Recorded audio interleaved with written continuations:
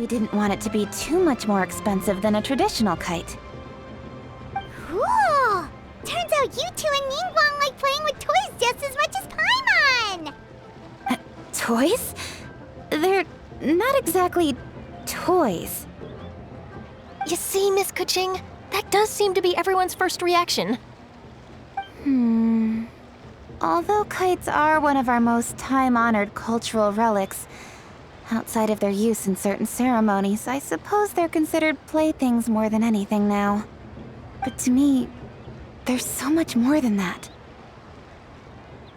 Think for a second about how remarkable it is that a flimsy paper kite attached to a string has the capacity to touch the sky. It is this slight piece of paper that also carries the weight of Liyue's cultural traditions. There's an old poem that goes, "O kite born of paper, flying true and sound, a lone traveler wanders, just waiting to be found." In the past, poets from Liyue used kites to symbolize a feeling of longing, or evoke the peacefulness of idyllic rural scenery.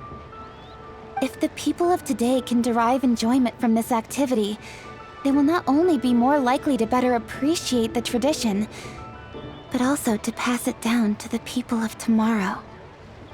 That's the Keqing we know, always thinking 5 steps ahead of anyone else.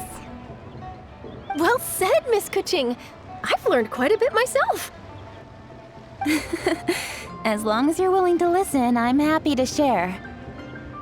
I also know quite a lot about the various folk traditions related to kites.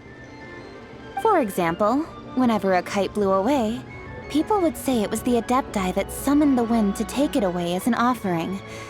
That way, you can turn an unfortunate event into an auspicious one. What about something more fun? Do you know anything like that? More fun. Let me think. Oh, I suppose we should first talk about how kites are made. It's another one of our precious forms of traditional craftsmanship. My grandfather told me that, back when he was a boy, children learned the art of kite making step by step from their elders. First, you use the thin strips of bamboo to construct the frame. Then, you draw a design of your choice on a piece of paper, paste it onto the frame, and tie on the string. Then, you look towards the sky and release the kite to soar among the clouds. Some people write down certain names or desires on their kites, cut the string, and let them fly free. Others may place particular thoughts or meaning into the design itself. Are certain designs associated with certain meanings? I'm gonna jot all of this down.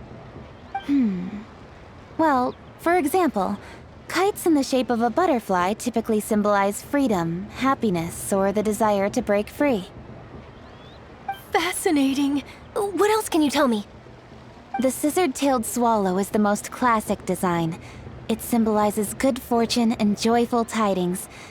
Different colors also have small variations in meaning. Are these commonly understood meanings and symbols in Liyue? Kind of like the language of flowers in Fontaine. I believe so. Most have probably heard something about it from their elders at some point. If you're interested, Miss Charlotte, I have several books on the topic that I could lend you. They could be a useful reference. That would be a huge help! Great! Looks like I've got the outline for quite the article on my hands.